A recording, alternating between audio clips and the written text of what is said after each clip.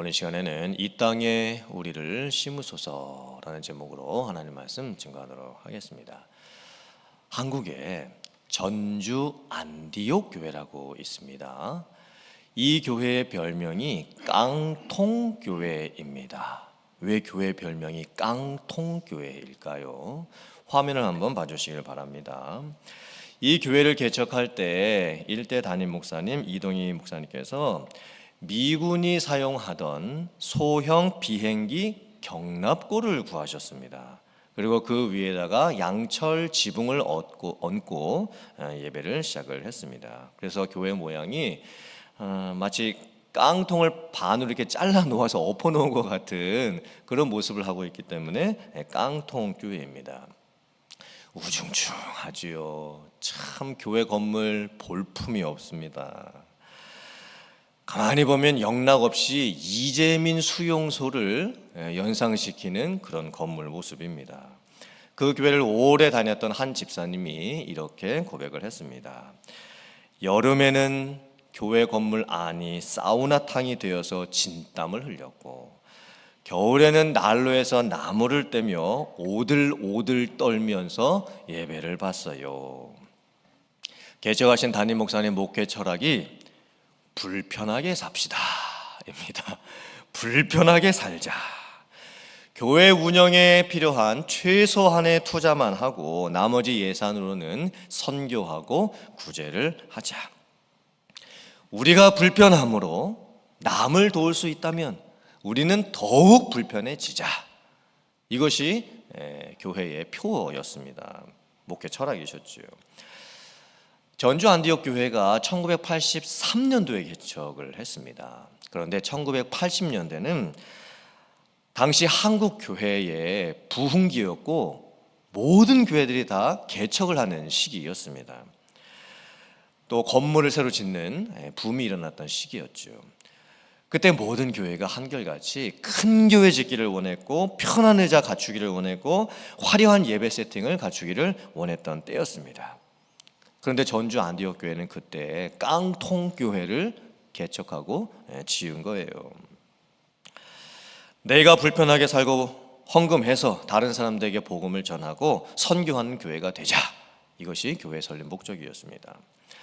교회 이름을 왜 전주 안디옥 교회라고 했을까요? 사도행전에 나오는 안디옥 교회의 모습을 보면 이방 지역에 세워졌던 최초의 개척 교회였습니다. 그런데 이제 막 세워진 개척 교회가 선교를 합니다.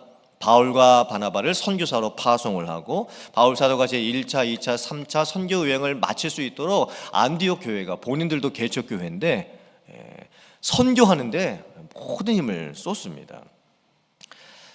다음 화면 한번 봐주시길 바랍니다. 전주 안디옥 교회의 본당 내부의 모습입니다. 양쪽에 전 세계 국가들의 그림이 이렇게 쫙 그려져 있죠. 그리고 저 본당 건물이 이제 처음에 개척했을 때는 80명이 모여서 개척을 했고 그 후에 계속 교회 건물을 늘려가는데 깡통교회는 계속 유지했습니다. 그래서 꽉 차면 800명 들어가게 되는데 2010년도를 기준으로 해가지고 등록교인 8,000명입니다. 출석교인 매주 5,000명. 그러니까 800명 꽉 들어갈 수 있는 본당에 5,000명이 매주일마다 모여서 예배를 드리는 거예요. 그게 2010년도였으니까 아마 지금은 아마 훨씬 더 많이 부흥을 했을 겁니다. 그런데 교회 전체 예산의 60% 혹은 많게는 70%까지 해외 선교, 특수 선교, 농촌 선교, 교육 선교에 집중을 하고 있습니다. 1986년도부터 첫 선교사를 해외 파송을 했습니다. 83년도에 개척을 했는데 86년도부터 선교사를 파송을 했고 지금 90여 개국에 약 400명의 선교사를 파송을 했습니다. 또 교회가 지역에 있는 노인분들과 장애인들을 위해서 노인복지센터를 운영을 하고 있고 또 농어촌 미자립 교회를 지원하기 위해서 많은 예산을 투자를 하고 있습니다. 이제 교회가 개척된 지 40년을 이제 맞이했지요. 그리고 이제 3대 담임 목사님이 이제 새롭게 오셨어요. 변하는 시대에 맞추고 시대적 사명을 감당하기 위해서 제가 이제 홈페이지를 들어가서 한번 이렇게 쫙 살펴봤거든요. 그래도 이제 현대식 본당을 이제 더 이상은 이제 옛날 저 교회 건물로는 어떻게 할 수가 없기 때문에 다시 교회 건물을 이제 건축하려고 하는 계획을 세우고 있었습니다. 제가 왜 오늘 이런 말씀을 드리냐면 이번 특세 주제 그리고 2024년 우리 교회 주제가 거룩한 영향력을 남기라입니다. 오늘 제가 말씀드리려고 하는 주제는 무엇이냐면 세상을 향한 영향력, 선교를 향한 영향력에 대한 말씀입니다. 우리들은 세상을 살아가면서 세상에 영향력을 주면서 살고 있을까요? 우리가 세상에 지금 존재하고 있잖아요. 내가 지금 세상에 있습니다. 그렇다면 나는 이 세상에 어떤 영향력을 주면서 살고 있을까요? 보통 사람들이 세상을 살면서 내가 알고 지내는 사람들이 한 몇 명 정도 될까요? 나랑 꾸준히 관계를 맺으면서 살고 있는 사람들이 한 몇 명 정도가 될까요? 300명 정도 될까요? 어떤 분들은 더 적고 어떤 분들은 더 많을 수도 있으시겠죠. 내가 죽었을 때에 나를 정말 기억해주고 내 장례식에 찾아올 수 있는 사람이 한 몇 명 정도 될까요? 100명? 200명, 300명, 혹은 500명 정도 와도 많이 오는 겁니다. 1000명 찾아오는 장례식은 아마 거의 없을 겁니다. 그렇다면 내가 태어나서 죽을 때까지 나와 관계를 맺고 내가 알아가고 내가 영향력을 끼칠 수 있는 사람이 그냥 보통 사람들의 경우에는 한 500명 정도 되는 것 같습니다. 그렇다면 참 우리의 인생이 별거 아닌 것 같습니다. 지금 지구상에 80억이 살고 있습니다. 그런데 내가 평생을 살았어요. 70, 80, 90까지 살았는데 내가 미칠 수 있는 영향력이 한 500명? 500명도 어떻게 보면 많을 것 같습니다. 그러니까 우리의 인생이 정말 별거 아닌 것 같아요. 아니 내가 평생을 살았는데 내가 영향력을 끼칠 수 있는 사람이 500명밖에 안 되고 난 그렇게 죽는다. 이 지구상에 80억의 사람들이 있는데 아마 우리 나이가 70이 넘어서면 이제 은퇴를 하게 되겠죠. 그리고 새로운 사람을 만날 수 있는 가능성은 더 적어지게 됩니다. 그렇다면 내 나이 70이 되면 이제부터는 내가 지금 알고 있는 사람들을 내가 죽을 때까지 알면서 지내게 될 거예요. 그렇다면 내가 지금 알고 있는 사람들, 내가 지금 만나고 있는 사람들, 내가 지금 교제 나누고 있는 사람들이 얼마나 소중한 사람들입니까? 내가 죽을 때까지 이제 이분들하고 이제 같이 알고 지내다가 죽게 되는 거예요. 새로운 사람 만날 수 있는 가능성이 이제 별로 없어요. 그리고 교회는 얼마나 더 소중한 곳입니까?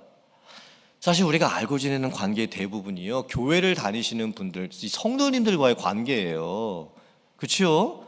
일주일 동안 만나는 사람들 중에서 교회에서 만나는 분들이 어떻게 보면 답니다. 거의 답니다. 그러면 지금 여러분 옆에 이렇게 앉아 계신 분들이 얼마나 소중한 분들입니까? 정말 중요한 분들이죠. 그렇다면 나는 지금 너무 평범하게 살고 있는데, 그냥 보통 사람으로 살고 있는데, 난 유명한 사람도 아닌데 어떻게 이 세상에 영향력을 줄 수 있는 사람이 될 수 있을까요? 이 세상에 무엇인가를 남길 수 있는 사람이 어떻게 될 수가 있을까요? 오늘 말씀을 보면 하나님께서 하나님의 백성들을 이 땅에 심으셨다, 이런 표현이 나옵니다. 이 의미는 하나님께서 하나님의 백성들을 향한 뜻이 있다는 의미이죠. 하나님께서 하나님의 백성들이 어떻게 살기를 원하시는 하나님의 계획이 있으신 거예요. 하나님께서 우리들 각 사람을 각각 어딘가에 심으셨습니다. 나를 내 가정에 심으셨고, 나를 내 직장에 심으셨고, 나를 우리 교회에 심으셨고, 나를 미국에 심으셨고, 나를 세상에 심으셨습니다. 내가 하나님에 의해서 어딘가에 심겨진 나무라고 생각을 한다면 사실 우리 모두는요, 이 세상을 향한 하나님의 뜻에 동참되고 있는 겁니다. 나는 볼품 없어요. 나는 별로 영향력도 없는 그냥 보통 사람이에요. 그런데 하나님께서 이 세상을 향한 계획을 이루시기 위해서 나를 어딘가에다가 이렇게 심으신 거예요. 그렇다면 하나님께서 나를 향하신 뜻이 있으시겠죠? 나를 통해서 이 세상에 하시기를 원하시는 뜻이 있으시겠죠. 내가 전 세계를 돌아다니지 않더라도, 내가 전 세계를 다니면서 선교를 하지 않더라도, 내가 하나님이 심어 놓으신 그 자리에서 하나님의 뜻을 바라보며 살아가고 있다면 나는 지금 세상에 영향력을 주고 있는 사람이 되고 있는 거예요. 시편 80편 14절부터 17절까지의 말씀 같이 봉독해 보겠습니다. 시작. 만군의 하나님이여 구하옵나니 돌아오소서. 하늘에서 굽어보시고 이 포도나무를 돌보소서. 주의 오른손으로 심으신 줄기요 주를 위하여 힘있게 하신 가지니이다. 그것이 불타고 배임을 당하며 주의 면책으로 말미암아 멸망하오니 주의 오른쪽에 있는 자 곧 주를 위하여 힘있게 하신 인자에게 주의 손을 얹으소서. 아멘. 하나님께서 하나님의 백성들을 그 땅에 포도나무로 심으셨습니다. 하나님께서 포도나무 줄기를 오른손으로 심으셨고 하나님께서 포도나무 가지를 그 오른손으로 힘있게 하셨습니다. 그런데 그 포도나무가 불탑니다. 배임을 당합니다. 멸망을 당하는 상황까지 가게 됩니다. 이 의미가 무엇일까요? 하나님의 백성들이 세상을 살아가면서 당하는 여러 가지 시험과 환난과 고난, 어려움입니다. 내 인생이 하나님으로부터 심겨진 나무와 같은데, 그런데 이 세상을 살아가면서 이 나무와 같은 내 인생을 보니 어떨 때는 가지가 잘려 나갑니다. 어떨 때는 줄기가 꺾여 나갑니다. 심지어 뿌리까지 뽑혀지는 상황까지 갈 때가 있습니다. 내 인생에 뿌리가 뽑히는 거예요. 세상에 영향력을 주면서 살기는커녕 세상에서 당하는 여러 가지 시험과 환난과 어려움 때문에 우리들의 인생 자체가 참 힘들게 느껴질 때가 있습니다. 그렇죠. 먹고 살기도 지금 힘든 세상에서 내가 무슨 이 세상에 영향력을 주면서 살 수 있는 인생이 될 수 있겠는가 낙심이 될 때도 있습니다. 그때 우리에게 필요한 기도가 무엇일까요? 주의 손을 얹으소서. 너무 귀한 기도 표현이 아닙니까? 주의 손을 얹으소서. 하나님의 손으로 내 머리 위에 얹으소서. 하나님의 손으로 내 약한 육체에 얹으소서. 하나님의 손으로 내 인생에 얹으소서. 그때 우리의 인생이 회복이 되는 거예요.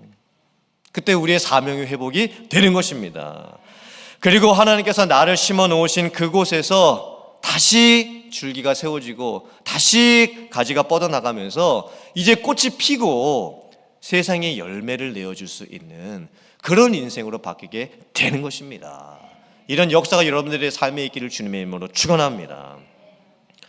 오늘 예레미야 선지의 상황도 똑같았습니다. 오늘 말씀은 남유다 나라가 BC 586년에 망하게 되지요. 딱 1년 전의 상황이에요. 나라가 망하고 바벨론으로 포로로 끌려가기 1년 전의 상황입니다.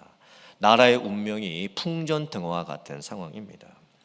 예레미야 선지자는 지금 왕궁 안에 있는 시위대 뜰 안에 갇혀 있는 상황입니다. 왜 선지자가 갇혔을까요? 그것도 왕궁 안에 왜 갇혔을까요? 예레미야 선지자가 하나님의 백성들에게 말씀을 전했어요. 하나님의 말씀을 들어야 살 수 있다. 하나님께 불순종하게 되면 결국 하나님의 심판이 임하게 될 것이다. 하나님의 말씀을 들어야 한다. 회개해야 한다. 하나님께 돌아가야 한다. 지금 바벨론의 침략을 받았고 그리고 이 바벨론으로 인해서 이 나라조차도 무너질 수 있다. 망하게 될 수 있다. 이런 경고의 말씀을 전했어요. 그때 남유다 나라 마지막 왕이었던 시드기야 왕이 아니 백성들을 향해서 소망의 말씀을 전해주지 못하고 어떻게 이런 심판의 말을 전하느냐 그러면서 왕이 예레미야 선지자를 잡아다가 왕궁 안에 있는 시위대 뜰 안에다가 가두어 놓은 겁니다. 그때 하나님께서 예레미야 선지자에게 이렇게 또 말씀을 하십니다. 작은 아버지로부터 밭을 사라. 아니 이거는 무슨 또 갑자기 이상한 명령입니까? 예레미야 선지자에게 네가 작은 아버지로부터 밭을 사라, 이렇게 말씀을 하십니다. 너무 이상한 말씀이죠. 지금 남유다 나라가 망하기 직전입니다.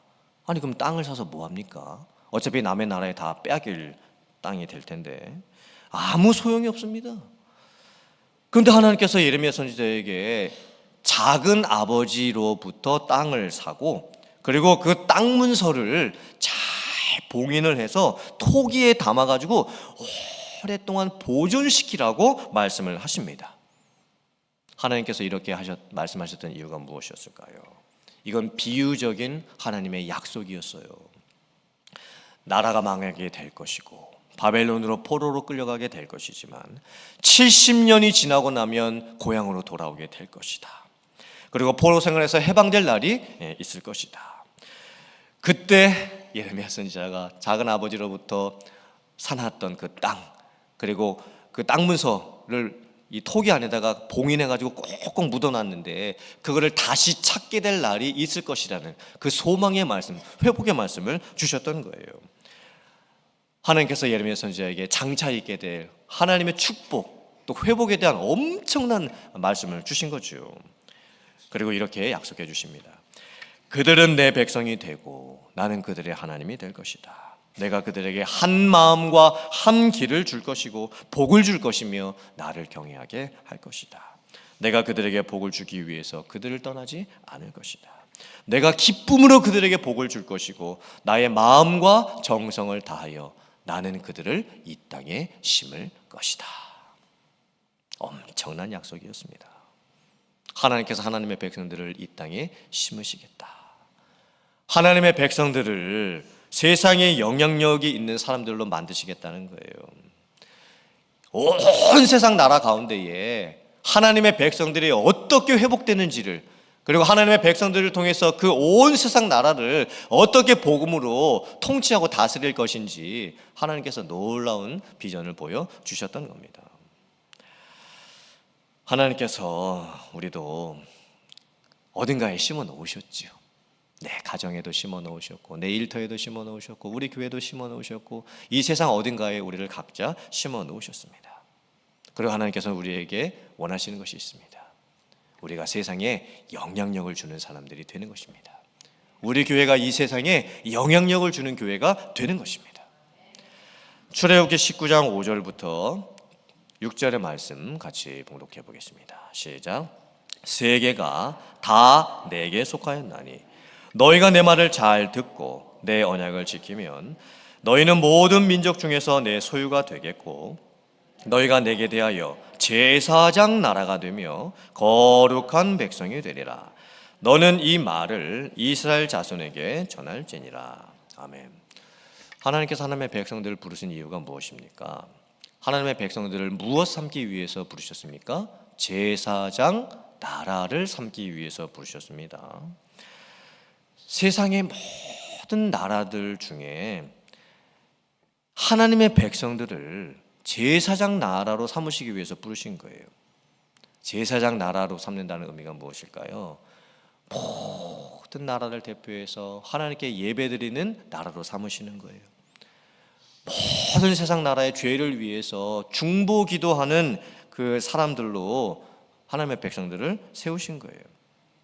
모든 세상을 구원하기 위해서 복음을 전하고 선교를 할 수 있는 사명자들로 하나님의 백성들을 삼으신 것입니다.